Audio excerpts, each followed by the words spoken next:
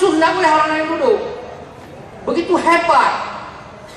Jadi mufti benar-benar, berkuasa benar-benar.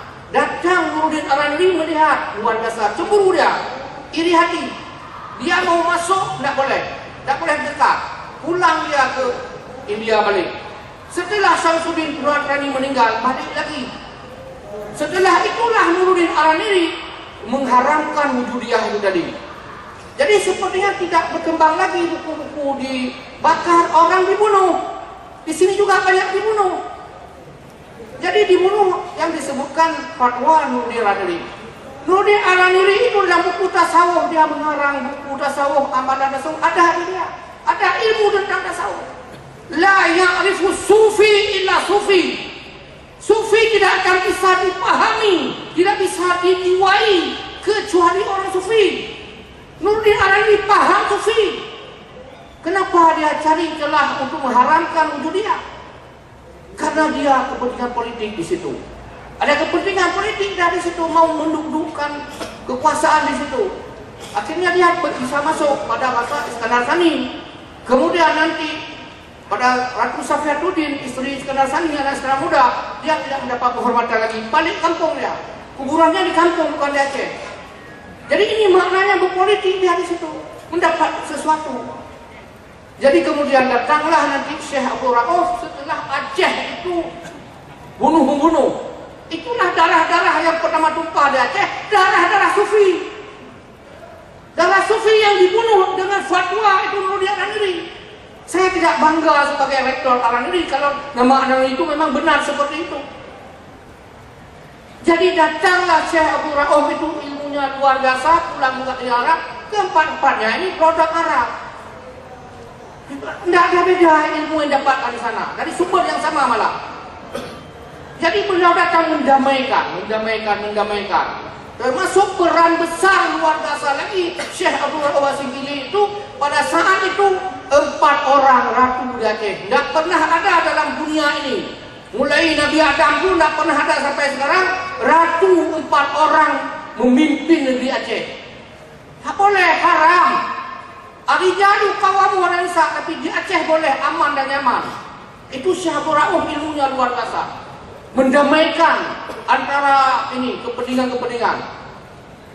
Jadi terakhir setelah 60 tahun kekuasaan ratu-ratu berganti terus menurun 4 orang, turunlah fatwa dari Arab. Ada yang disebut dibeli di sana, diminta, diboking, dipesan fatwa untuk mengharamkan perempuan. Ada yang menyebutkan bahwa memang diolah di Aceh sendiri, seolah-olah di Arab. Jadi makanya dimakzulkanlah ratu terakhir, kemudian diangkat suaminya Syarif dari Arab. Karena suaminya jadi raja, amanlah setelah itu. Jadi seperti inilah ketakutan kepada sufi. Kemarin kita dengar Abuya kita di sini tadi malam bercakap bahwa ada dianggap sesat oleh ulama Aceh hari ini. Kalau mereka tahu sufi, takut. Tidak takut mereka, takut ini maka dia capkan sesat dan sebagainya karena tidak paham. Dalam sejarah memang begitu. Bagaimana sekarang tasawuf itu kita memahaminya dari hati ke hati. Ini seperti tadi malam diceritakan oleh Abuya Amrawali, luar biasa itu. Semua orang bisa paham. Golongan bawah, rakyat awam bisa paham, orang tinggi pun semuanya. Semua perlu tuh, rakyat perlu kepada tasawuf. Kami ini pejabat-pejabat ini perlu pada tasawuf. Tanpa tasawuf resah, tidak bisa tidur malam. Jadau ala bizikrillah tatmainul qulub, itulah dia amalan sufi. Kemudian Tuhan itu mencari dekatnya itu. Nahnu aqrabu ilaihi min hablil warid. Allah ada di dalam. Tidak salah wujudiyah itu. Tuhan bisa menyatu. Kemudian udhuni astajib lakum itu, ini qaribun, dekat. Tasawuf itu tujuan utama qarib, muqarabah, dekat dengan Allah. Orang awam paham ridha Allah. Inilah qarib. Qarib tadi ditempuh bagaimana proses untuk dekat dengan Allah. Makanya tadi malam kita dengar ada suluk. Suluk itu jalan. Salaka, jalan sampai dekat dengan Allah. Karena perlu jalan, ke Medan perlu jalan, Banda Aceh perlu jalan. Atau tarikat, tarikat, tarikat. Ini jalan juga. Lewat ini, lewat itu semuanya. Kalau tadi untuk berdakwah lewat lembaga dakwah itu, pesantren itu jalan. Kemudian memang ada sifat-sifat yang wajibnya itu adalah sabar, ikhlas, jujur, tawadu, tawakal, dan wa akhawatuha. Jadi yang terakhir perlu kita sampaikan. Jadi juga disebutkan fana. Jadi untuk Tuhan menyatu dengan kita, Tuhan memilih menurut teori Abu Yazid Al-Ittihad itu penyatuan, itu kita harus hilangkan nasut kita. Nasut itu sifat manusia. Dalam diri kita ada lahut dan nasut. Nasut itu sifat kemanusiaan. Loba, damah, serakah, dendam, iri, dengki, wa akhawatwa. Ini. Yang satu lagi tadi adalah sifat pemaaf dan seterusnya.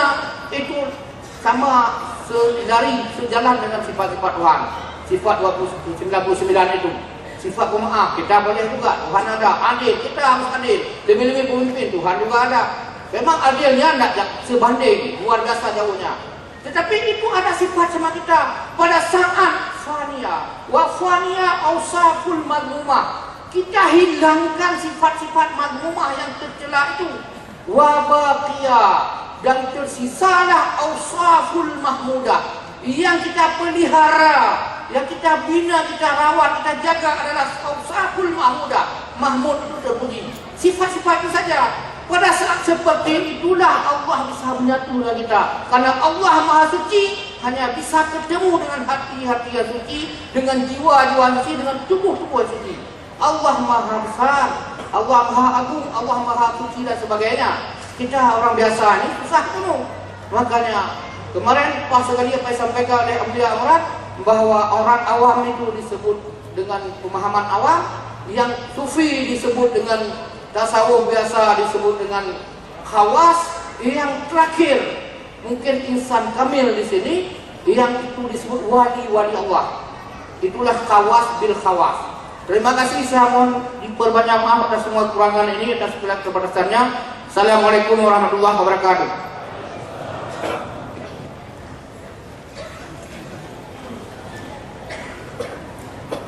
Majlis mengucapkan ribuan terima kasih kepada Profesor Farid Wajdi atas pembentangan yang telah beliau kongsikan bersama dengan kita pada pagi ini. Pihak Ursutia maklumkan kepada saya bahawa sesi soal jawab akan ditangguhkan kepada sesi petang, di mana kelima-lima ahli panel akan berada pada sebelah petang ini. Jadi sebagai pengubah soal sedikit, kita mohon sekiranya ada tambahan daripada Syekh Ismail Ishaq, sekiranya ada tambahan daripada Syekh Ismail Ishaq untuk berkongsi tentang tajuk kita pada pagi ini, so kita persilakan.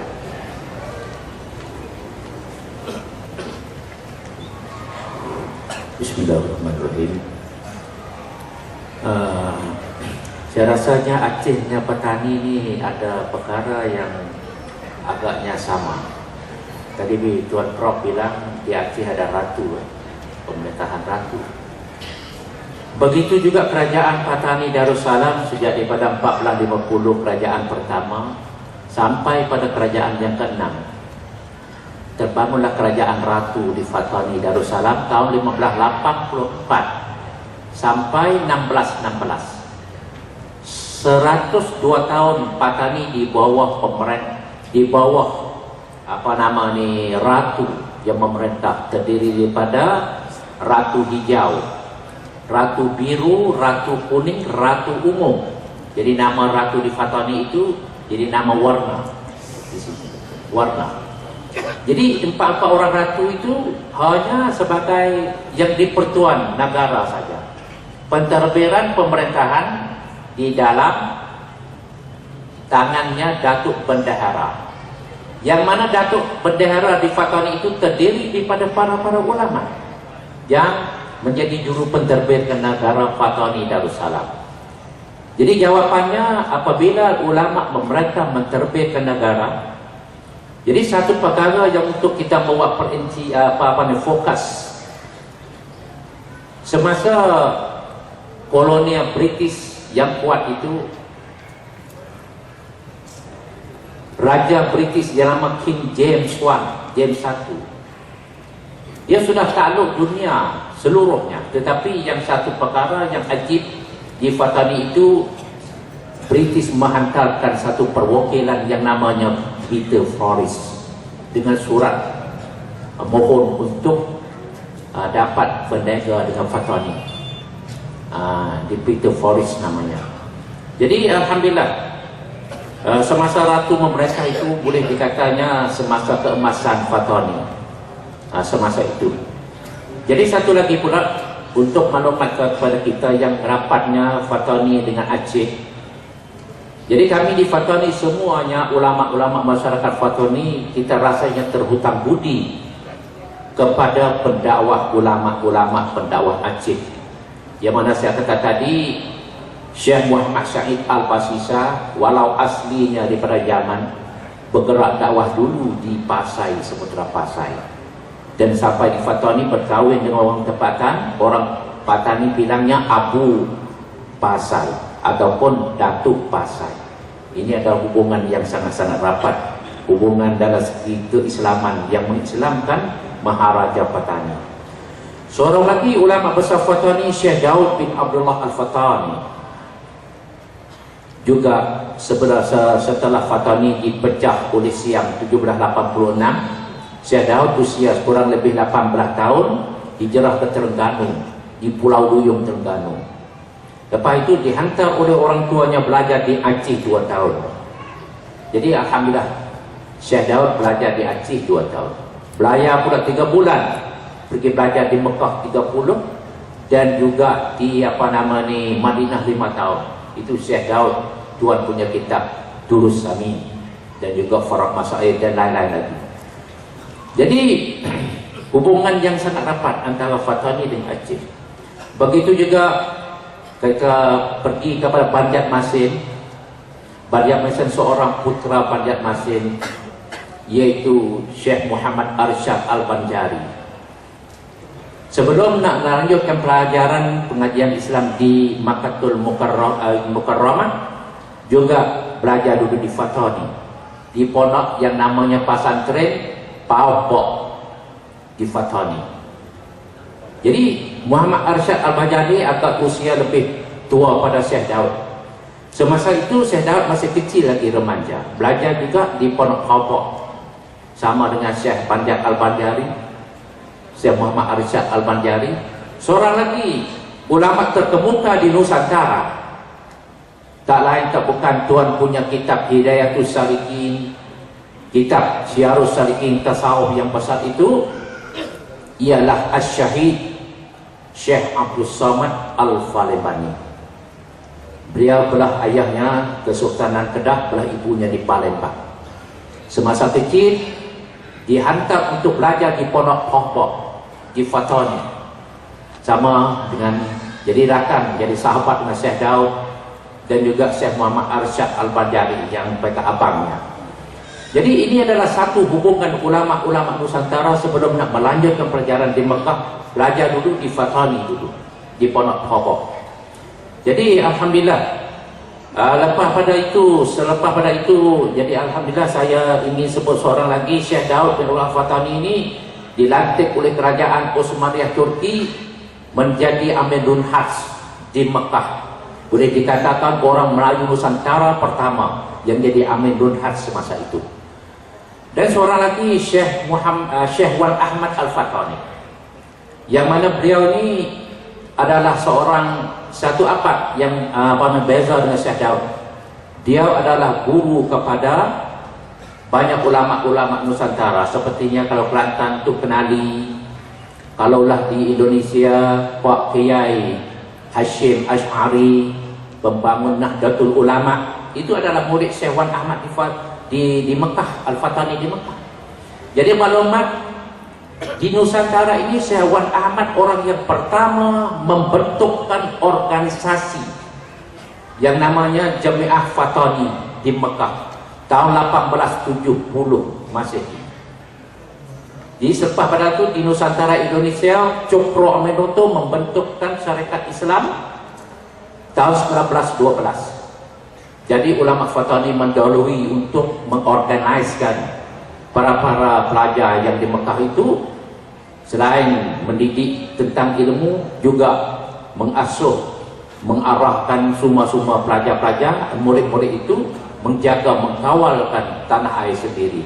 Sebab semasa itu kuat sangat di sini, banyak penjajah-penjajah daripada Belanda, Perancis, British dan sebagainya. Jadi ini adalah satu perkara yang kita memerlukan untuk kita tahu, kata seguru, ya? Kadang-kadang daripada Indonesia, kadang-kadang di Fatani. Seorang lagi di Selangor, yaitu Syekhul Islam pertama di negeri Selangor, yang mana baginda Sultan Sulaiman Selangor melantik seorang ulama keturunan Fatani, yaitu Syekhul Islam yang pertama, ialah Syekh Mahmud Yuhdi Al-Fatani, untuk menjadi Syekhul Islam pertama.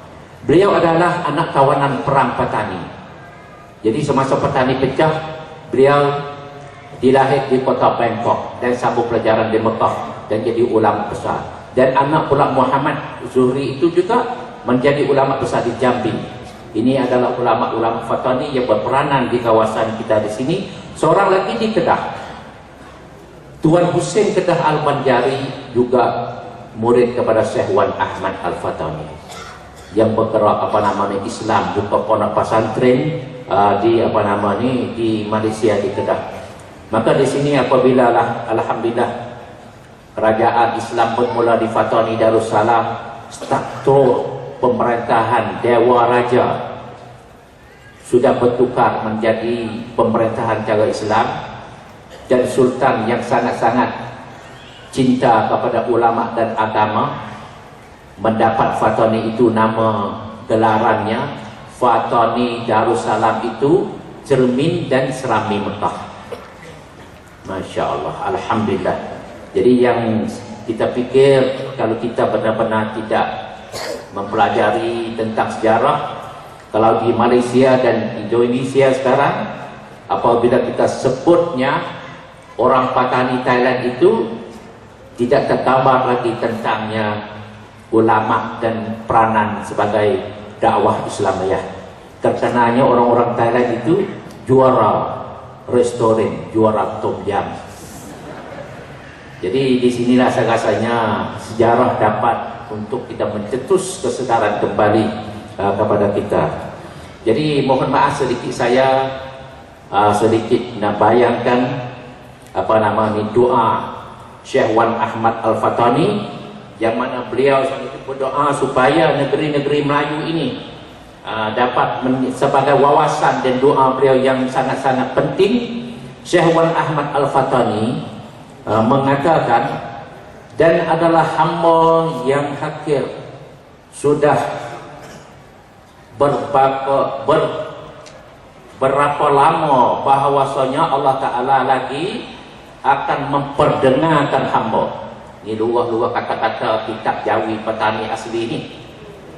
Dan memperlihatkan hamba di dalam masa hidup hamba ini, bahawasanya adalah segala raja-raja Melayu yang besar-besar, istimewa raja, segala raja di dalam tanah Fatani, dan raja Kelantan dan Terengganu dan Kedah, dan amat mulia maha besar himmahnya Raja Johor yang masyhur dan besar himmahnya, dan Raja Dali yang masyhur dengan murah dan adilnya, menaruh mereka itu akan cemburu kepada segala hati mereka itu, dan membesarkan segala himmah mereka itu, dan menghadapkan segala inayah mereka itu, dan menyungguh-nyungguh usaha mereka itu pada bahawasa dijadikan segala negeri mereka itu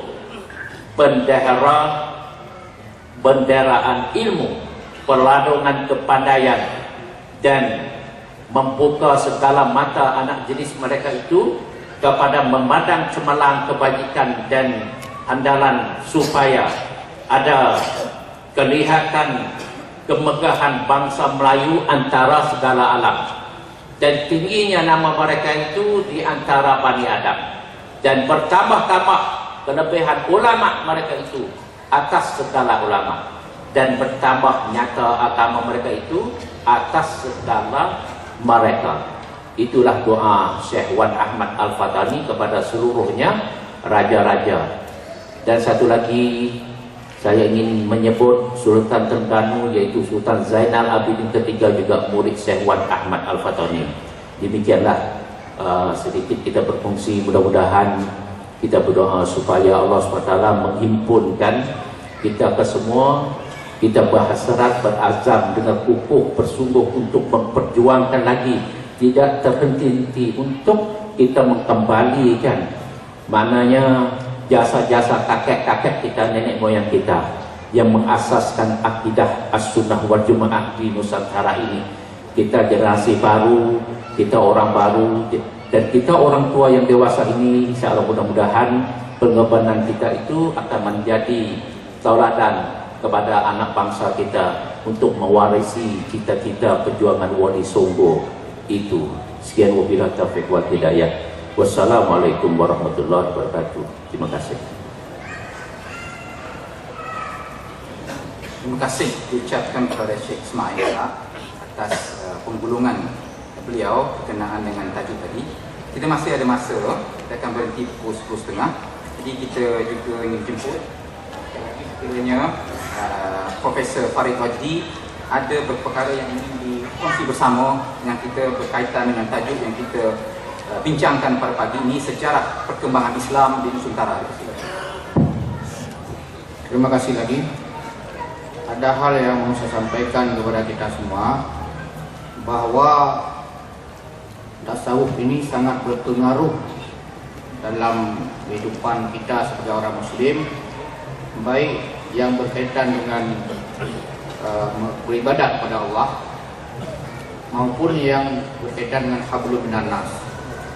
Ya, hablum minan nas saya mau saya sampaikan bahwa ada kerajaan Idrisiyah di Afrika. Itu kerajaannya yang besar itu didirikan oleh kaum Sufi. Kaum Sufi juga bisa mendirikan kerajaan besar. Kemudian juga pada masa kerajaan Aceh yang hebat tadi, pada masa itu juga ada kerajaan Islam di Iran yang bernama kerajaan Safawiyah. Itu yang disebut saat itu 5 kerajaan besar. Yang pertama di Turki, walaupun itu khilafah. Kemudian Mughal di India, Safawiyah di Iran, kemudian di Aceh, sama Idrisiyah.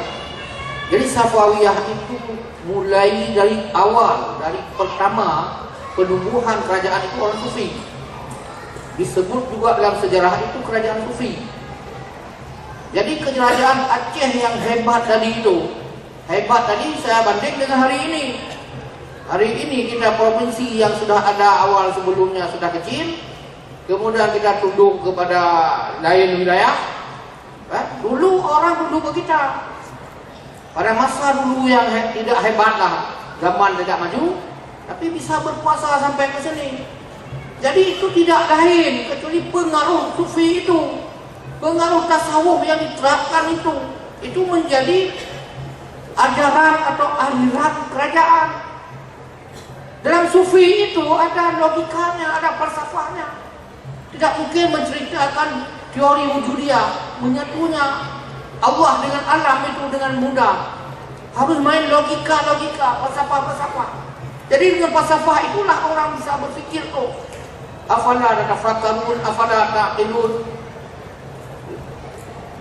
la'allahum yatafakkarun dan sebagainya itu.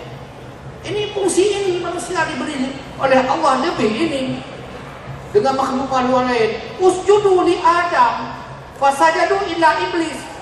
Jadi iblis itu ada cerita dalam jumlah catatan ablasa, artinya pembangkang.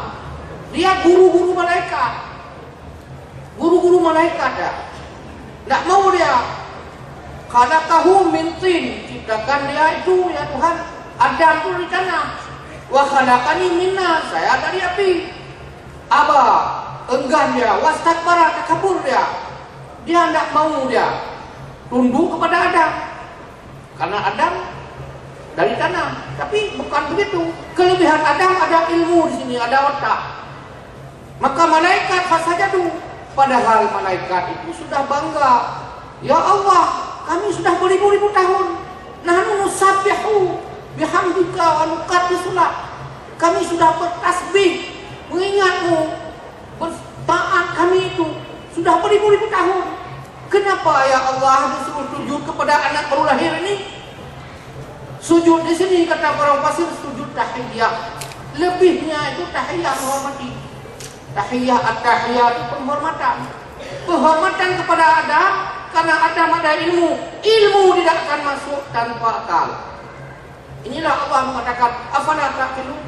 Jadi dengan akallah, dengan ilmulah, dengan pikiranlah bisa tercipta teori-teori tasawuf. Jadi oleh karena itu pengamal tasawuf itu tidak hanya berpikir ukhrawi belaka, juga kehidupan di dunia ini. Jadi dalam sejarah saya bawa makalah ini, mungkin ada yang dibagi, itu menceritakan bagaimana masuk tasawuf dari kota, habis kota baru ke desa. Sekarang mungkin kita lebih senang di desa, tapi sebenarnya ke kota kita bawa sekarang. Perlu pemimpin-pemimpin itu sekarang yang gersang. Kita perlu siram dengan mata air sufi ini yang tidak pernah kering selamanya. Terus bisa disiram seperti pohon. Jadi sufi ini perlu sampai juga ke pejabat-pejabat yang menentukan kebijakan-kebijakan rakyatnya, umatnya. Dan ini sudah dipraktekkan oleh sekarang muda. Tidak rendah, hebat ya. Hebat luar biasa. Bagaimana tidak hebat? Itu Sumatera ditaklukkan tunduk. Ini orang Malaya ini mengulah. Sudah diperingati pertama, jangan bekerja sama dengan Portugis ya. Oke, kata orang Malaysia. Kemudian di belakangnya main mata lagi. Tangkap semua raja-raja dan putri-putri yang dibawa ke sana. Jangan main-main dengan orang Aceh. Begitu kira-kira. Terima kasih. Assalamualaikum warahmatullahi wabarakatuh.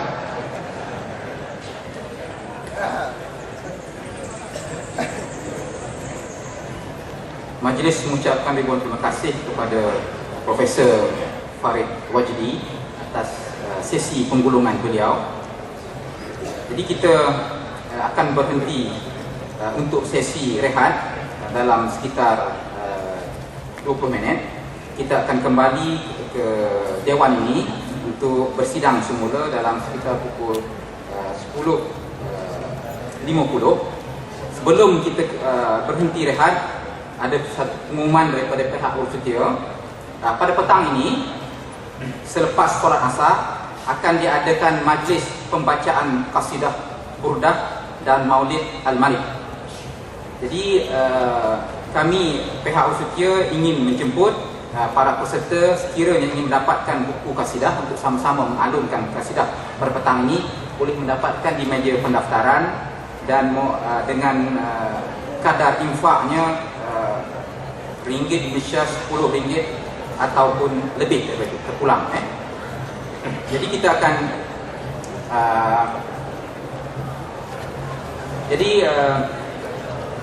majlis akan berhenti rehat dan kita majlis menjemput tetamu-tetamu kehormat kita ke bilik VIP untuk menikmati jamuan ringan, dan seterusnya kita jemput peserta untuk minum pagi, dan kita akan kembali ke Dewan ini insya-Allah dalam pukul 10.50 pagi. Sekian, terima kasih.